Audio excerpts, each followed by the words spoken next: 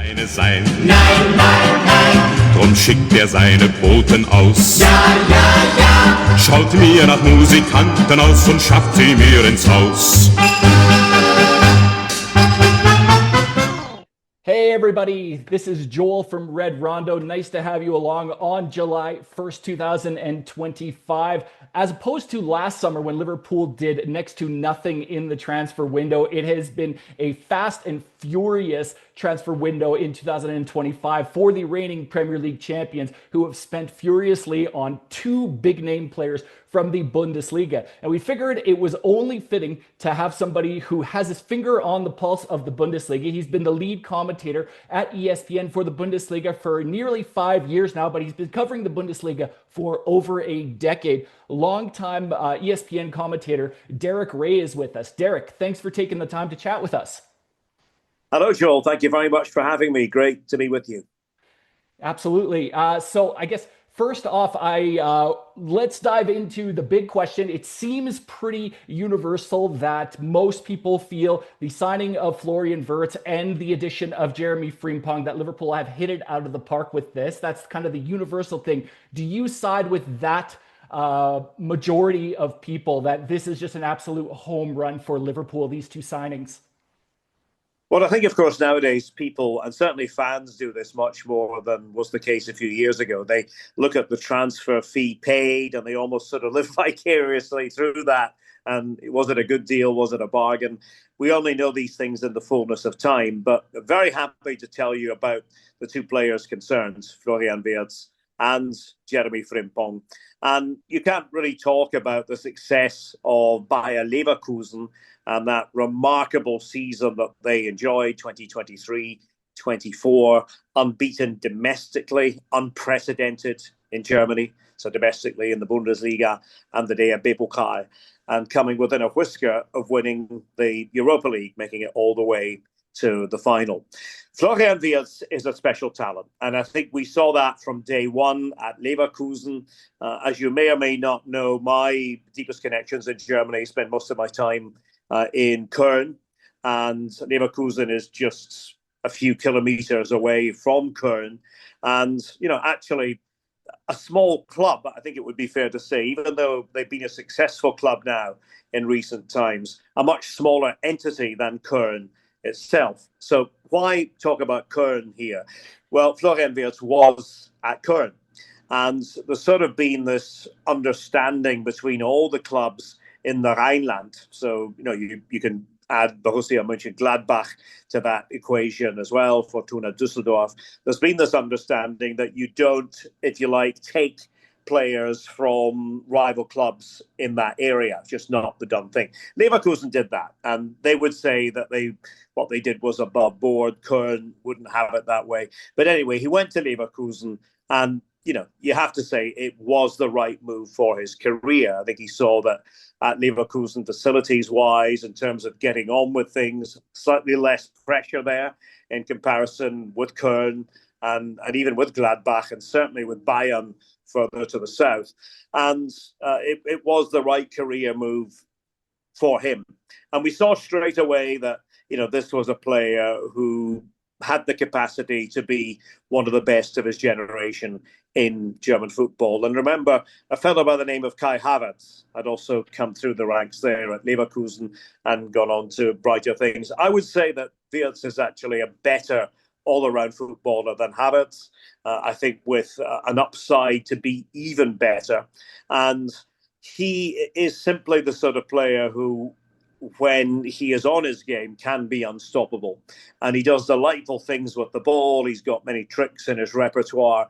But it's less about the tricks and I think more about the overall substance. And Liverpool are getting a player who will wow fans, but he will also, more importantly, he will impress his coach. So Arne Slot, you know, will know that he has somebody who, you know, is on another level compared to most players in that position. And it should be the case when you pay that sort of money. Jeremie Frimpong is a different sort of footballer, and I greatly admire what he has done to up the level of his game in the last few years. When he came from Celtic, he was still raw. You could see the talent, but he was raw. And I don't think anybody at that point would have said, this is a player who's on the fast track to stardom. That there was a bit to go in terms of improving himself. But he has done that.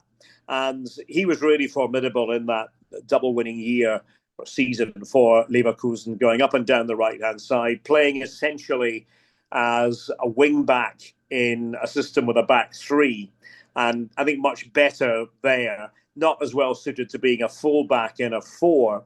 But the other little thing and the other little trick that Xabi Alonso, as coach of Leverkusen, pulled with Frimpong was to use him sometimes as, if you can imagine, a sort of a 3-4-3, to use him higher up as one of the three on the right-hand side. And that would often take the opposition by surprise.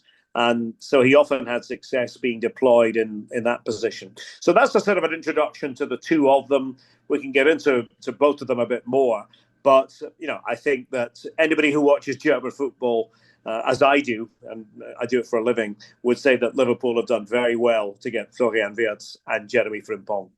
You touched on various interesting topics there. One of the things that Xabi Alonso, I know, preached a lot when he was manager at Bayer Leverkusen, not just with Florian Wirtz, but with Jeremie Frimpong as well, was to put a lot of a focus on their defensive assignments.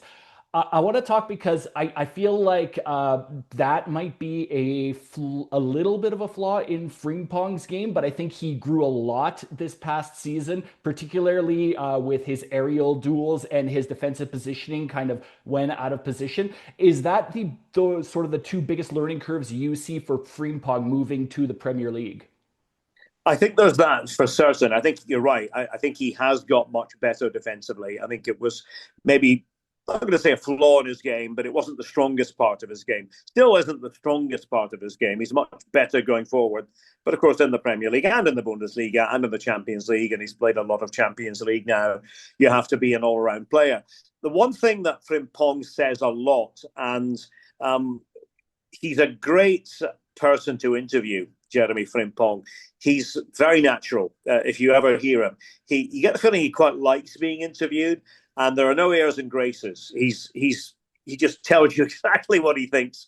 And if he did something well, he'll say, yeah, I thought I did that very well. If he did something badly, he'll also usually confess to that. And the one thing that he did say several times last season, I remember there was a game against Stuttgart back in the autumn that finished 0-0. It was a good game, a good 0-0, but Leverkusen had chances to win it, didn't take their chances. And maybe the best one fell to Frimpong. And I remember my colleague Archie Rintutt, who does the pitch side interviews while I commentate on the Bundesliga matches. Archie, said to him, what are your thoughts about that chance that you didn't put away? And instead of sort of making an excuse, he said, I've got to do better. I've got to do better. I know it. I tell myself this all the time. I'm working on it. And we work on it in training. I've got to do better there. I've got to finish these chances. And it's sort of disarming. And in a good way, it's nice to hear a footballer like that, knowing that he's not the finished article, and he wants to be the best in his position. And speaking of the position, because both of those guys, both Frimpong and Florian Wirtz, have been used in various different roles at Bayer Leverkusen. Xabi Alonso has used Wirtz as a false nine. He's been just as effective, I feel like, as an inverted winger as well. I guess maybe starting with Wirtz, where do you see his ideal position? It's difficult because I feel like he's in the 90th percentile or so in just about most of his big categories. Is there one particular position that you think he just thrives in more than any other? It's quite interesting because it's the same discussion that we had with regard to Havertz when he left for England. And I remember being interviewed sort of on a similar basis by many pundits in England, being asked about Havertz and what was his best position. And I couldn't really come up with his best position because, again, at that time, he was, sometimes playing as a true number 10. Sometimes he was playing as a false nine, if you like. Sometimes even deeper, could do that. Wirtz and Havertz are not the same player, but both versatile, both capable of filling a number of different roles.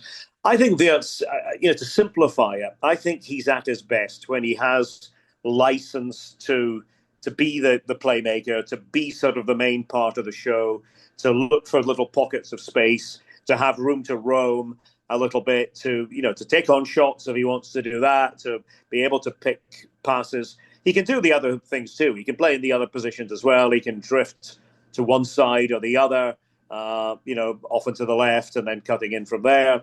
But I think that if you give him that sort of platform, and in German football at the moment, or certainly until the departure of Florian Wirtz for Liverpool, we've been spoiled because we have two players who are, again, not identical footballers, but occupy sort of the same space. Jamal Musiala at Bayern and Florian Wirtz at Leverkusen.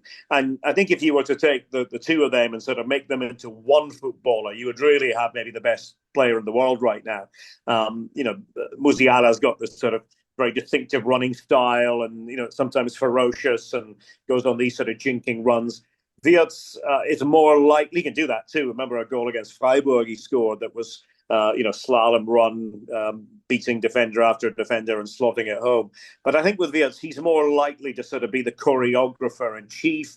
And it's delightful to watch the eye he has for a pass and the sort of the sixth sense he has there. So to me, that speaks to a player who is at his best when he's in that sort of central role. But again, Liverpool will have their own ideas about where he fits and, where he fits with all the other component parts. And I think the good news for Liverpool fans is you are getting a player who is not a one-trick pony. You are getting a player who can do a number of different things and very well. And, I think he wants this move. I didn't necessarily expect that was where he would land. And I remember, funnily enough, of being in Manchester just a few weeks ago, would have been early part of May. And I think most of us at that time thought Manchester City. In fact, somebody said to me, "What are you there helping Florian Wirtz negotiate his contract with City?" But Liverpool did it quite quietly and efficiently. And Bayern, of course, really wanted him. I mean, really, really wanted to sign him. And it's a blow that, from their point of view, that they weren't able to get him. But I think he knows what he wants. He's a level-headed young footballer. I think you would always say that about Florian Wirtz. His parents, his dad especially, have served as his agents. So his dad, Hans, has done all his deals. And, Florian Wirtz, instead of, driving around in fast cars, is still the sort of the down-to-earth kid from Pulheim, just, very near Köln. And I think his parents did a very good job on that front. They said, "We'll take care of the financial situation. You go and play football." And, even early in his career, they were giving him a sort of an allowance. They were almost saying, "Okay, you play football. We look after the money. We're not going to let you loose with millions and millions of pounds or euro." And there we are. So, he's going at a really intriguing time in his career. And it's an intriguing time for Liverpool to be signing him.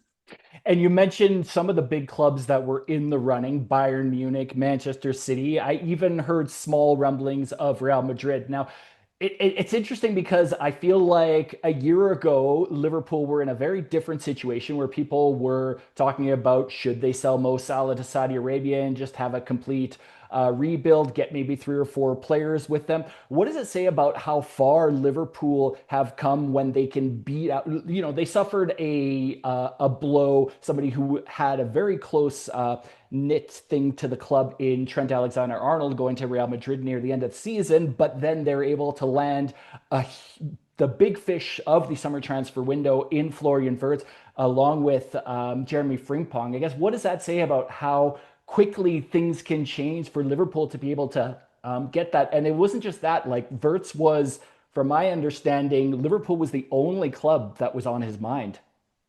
Yeah, I think Florian Wirtz is somebody who is a keen student of football. And if you're a keen student of football, you know the pulling power of Liverpool. I think it goes without saying. And I don't think we should underestimate, even though he's not there anymore, the Jurgen Klopp factor in all of this. Because I can tell you that when, obviously I cover the Bundesliga, but when I'm, covering Bundesliga matches in Germany, and then say Liverpool are involved in a late Sunday game, that there is a tension, or there was a tension focused on that. And a lot of it was down to Klopp. You know, a lot of it was down to his influence and colourful personality and the fact that he's German.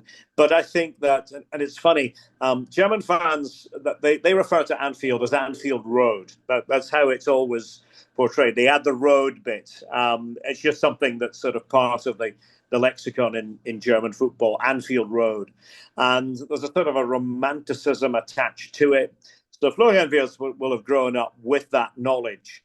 And, you know, I think as well, when you win a title again, you know, that does help the cause. And maybe, you know, with a new coach, a new manager, having come in and having hit the ground running and having demonstrated that he is a fit, and the football is so eye-catching, I can understand it, you know, because again, I could have understood it with a club like Manchester City as well, because, you know, Guardiola, would you want to work under Guardiola? I think if you're an ambitious footballer, you would also have to say that is somebody I think I really could learn from as well.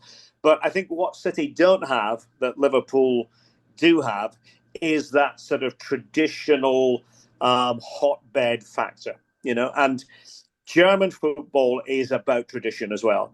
Even though Wirtz has played for Leverkusen, who are not known as a Traditionsverein, as we would say in the German language, a traditionally followed club.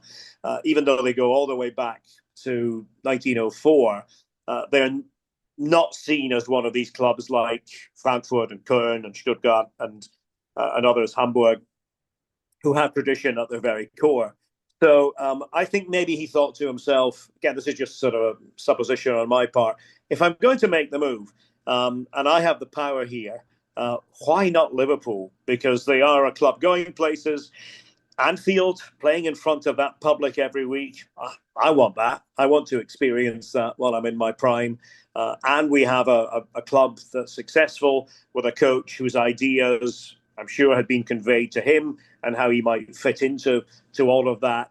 And so the more you think about it, it probably did come down to Liverpool or Manchester City in England, two different sort of English experiences, Premier League experiences, Real Madrid, and that speaks for itself, you know, if Real Madrid are interested. But there's always the danger, I think, when you go to Real Madrid that you can get lost in the shuffle and you're in there with a lot of other talented players, big money's been spent, and maybe it just doesn't quite work out. So maybe he made the right decision there.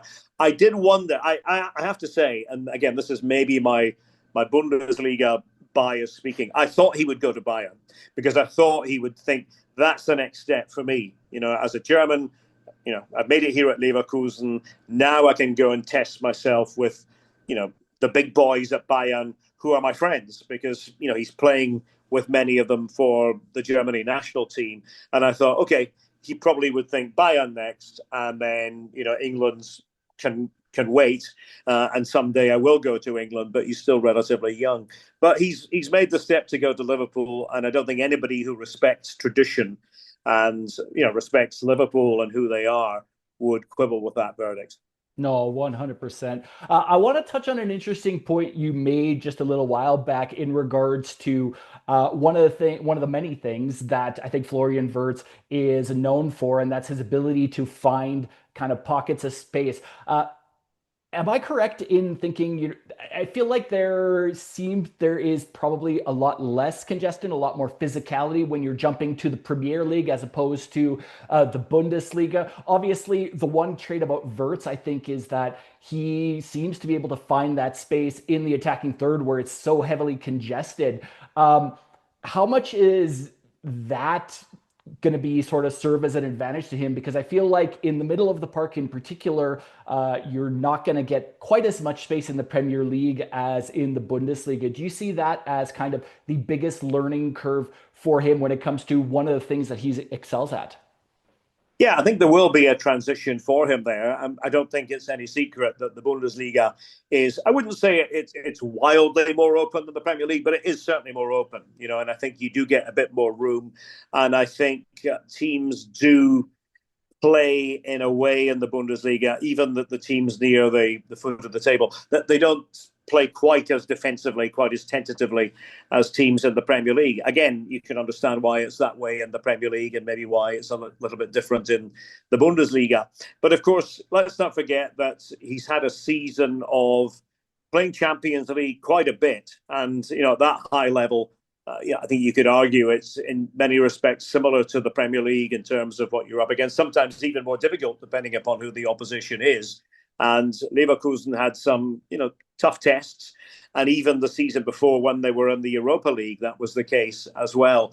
But I think it's true, and it's right to say it, that when you go to the Premier League, there is that different sort of challenge, and you have to almost sort of get reacquainted with that different sort of tactical side, because you're not having that week in, week out in the Bundesliga. But I think he's the sort of player who can handle it. I really do. I think he's the sort of player who will see that as a challenge and a good one for him, and one that he really embraces at this point in his career. The thing about him is that, as I said earlier, he sort of does a lot, in terms of goals, in terms of assists. He'll have his share of goals. He's become a penalty taker only in the last sort of, 18 months or so. Hadn't taken a penalty in his professional career, and then suddenly began taking them. Has had a couple of misses, but of course that seems to happen to every penalty taker. But I would think that, we'll see how it goes at Liverpool, but he would put his hand up, I think, to take penalties if that were ever required. But the thing is, if you were to look at a reel, and I'm sure Liverpool fans have done this, a reel of the great goal-scoring moments of Florian Wirtz, what would strike you is that the goals are all different. We're not talking about, there's a typical Wirtz goal. They never seem to be the same, and that is, I think, what truly is a joy when you're analysing him. And the same with his range of passes. It's not just, there he is doing exactly what he does, or, he's got this one sort of trademark move. He'll surprise you. And he, I think, has scope to get even better than he is right now. Yeah, he's definitely not like another player who transitioned and who has thrived in the Premier League, and Erling Haaland, who is obviously like a tremendous goal scorer. But if you look at kind of the map or the stats of where the majority of his goals come from, it's either from the penalty spot in that sort of 6-yard area for the most part. Wirtz can kind of move it around a little bit, and he's scored some cracking goals for sure. Yeah. I want to touch, I guess, on Frimpong. Do you see his adjustment to the Premier League being similar? Because they're both players that, are obviously have tremendous pace. They're both excel. Wirtz probably a little bit more so when it comes to take-ons. What is Frimpong's biggest adjustment from the Bundesliga to the Premier League that you see? I think it'll be sort of the all-around tactical side of it, and just, learning the new tactics. Not that he's not capable of taking that on board. He certainly is. But I think the system will be important for him, and getting to know the system. I think, as I said, Xabi Alonso came up with a system. Wasn't designed strictly for Frimpong, but it did help him. It did really play to his strengths. And the reason why I wouldn't worry about Frimpong is that I've seen him get better, pretty much from season to season. And remember when Gerardo Seoane was the coach at Leverkusen, I asked him at a press conference one day, I said, what do you think about Frimpong's development? Where do you see it? This would be, going back 3-4 years now. And he said, yeah, he's a super player, very coachable and all that. The one thing that's missing is just that final decision, But I think he's refined the decision-making process. I do think, though, that, again, it'll take him a little bit of time just to adjust to the different decision-making process in the English game. But I'm excited. I'm really going to be watching the two of them very closely with a good deal of interest to see how they do, because you can't, as I said, you can't really get into how well Leverkusen did without extolling the virtues of both Wirtz and Frimpong, referring, of course, to that double winning season for Bayer Leverkusen. I think as well that there's a sense to me that even though Frimpong is a Dutch international, there's a sense that he's kind of going home, because he was with Manchester United. He sort of almost sounds like he's from the northwest of England if you hear him talk, So that's sort of, in a sense, where his upbringing has taken place. And I think he feels that this is where he wants to be next. He wants to be back in English football. He wants to test himself. And, I think unlike WIRTZ, who we've mentioned, WIRTZ can play in a number of different positions. It's not quite the same flexibility with Frimpong. But as I mentioned, the great thing about him is you could play him as a wing back, but you could also play him high up.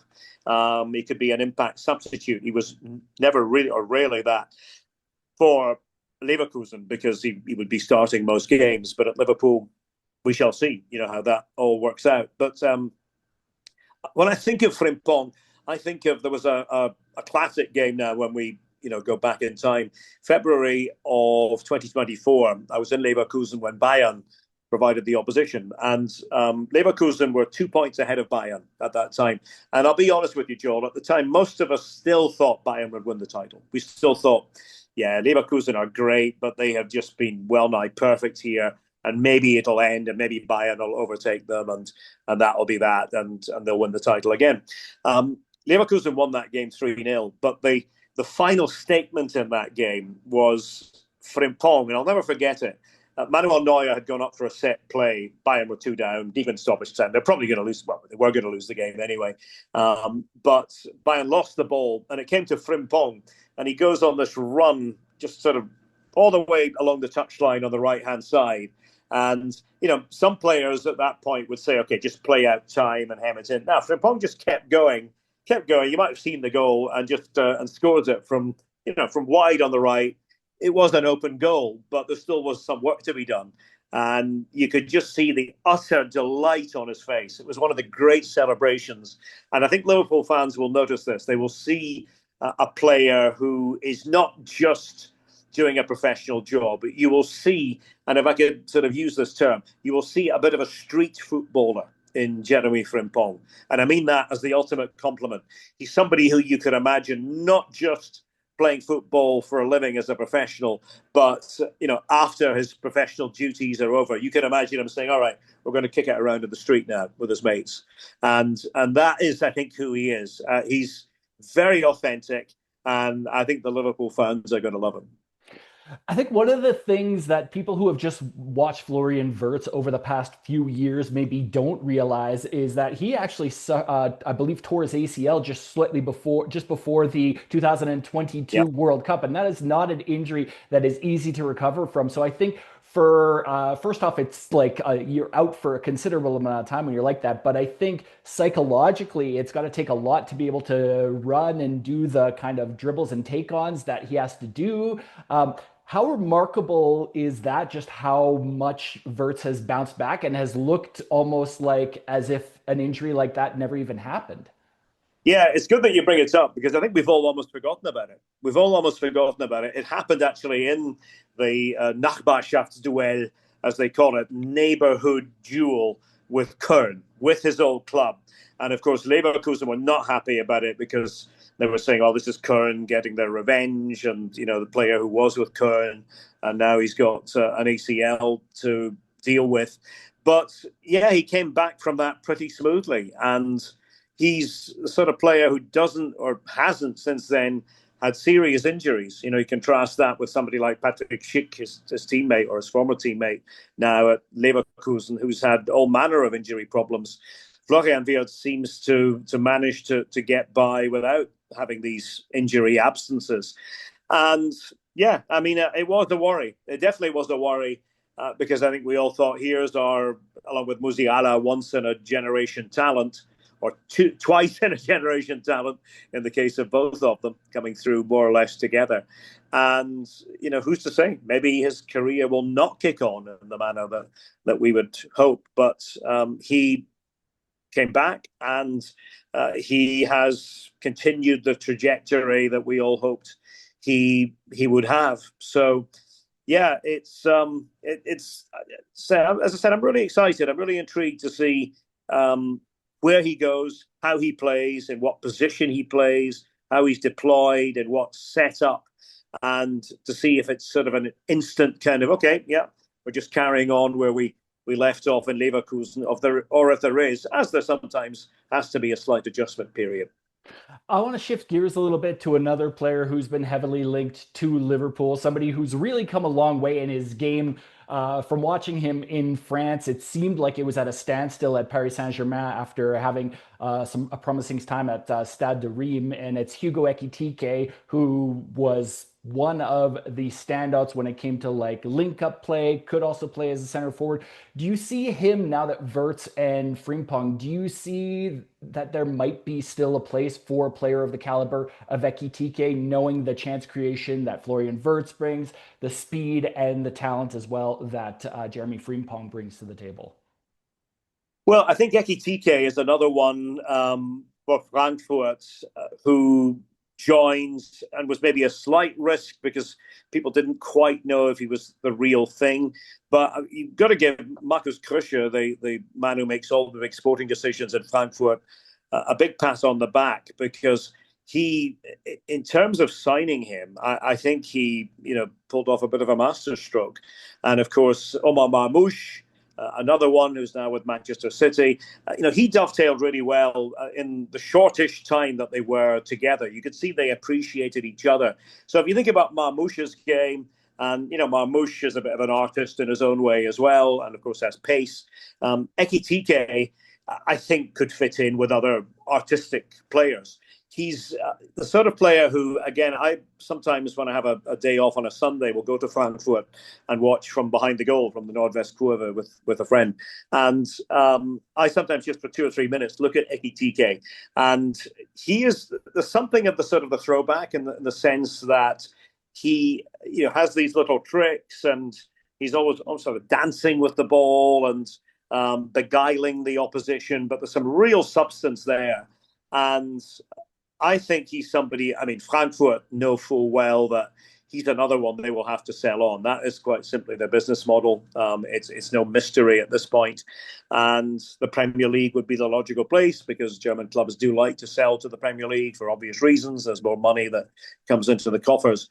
So I wouldn't really have any worries about him at all. And I think the attitude has been really good as well. I think there were 1 or 2 doubts about his attitude. He was sort of seen as maybe a bit of an individualist who might not fit into a team. But I'll tell you what, I think he's been a really good team member for Eintracht Frankfurt.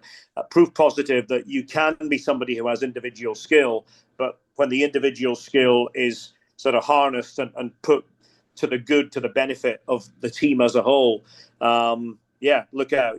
So I think that he's somebody who I'm sure, Liverpool won't be the only team monitoring him. Whoever eventually gets Ekitike is getting another fantastic talent. Well, as a Frenchman and a longtime fan of Les Bleus, I certainly hope. I was a little bit scared looking at some stories today that he might commit to Cameroon. So I really hope that Didier Deschamps can commit him in there, or potentially his successor before it's too late, because I think he would be just a tremendous addition to already a galaxy of stars over at in the French national team and with Liverpool as well. I guess just last one for you here, Derek, just before we close it up. WIRTZ has arrived. Frimpong is here now. Liverpool are the reigning champions. I know Paris Saint-Germain are obviously going to be a team to look out for in the Champions League next season. Real Madrid are always going to be there. Bayern Munich are certainly going to be there. We know the big teams, Manchester City as well, have gotten Ryan Cherki. But as things stand right now, with the moves Liverpool have made, are they the team to beat in the Champions League next season?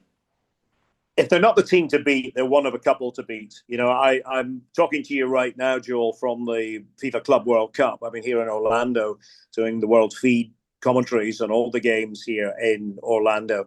And I was talking actually to a couple of local fans the other night. They were saying it's a real shame that Liverpool are not here. And I said, yeah, I have to agree.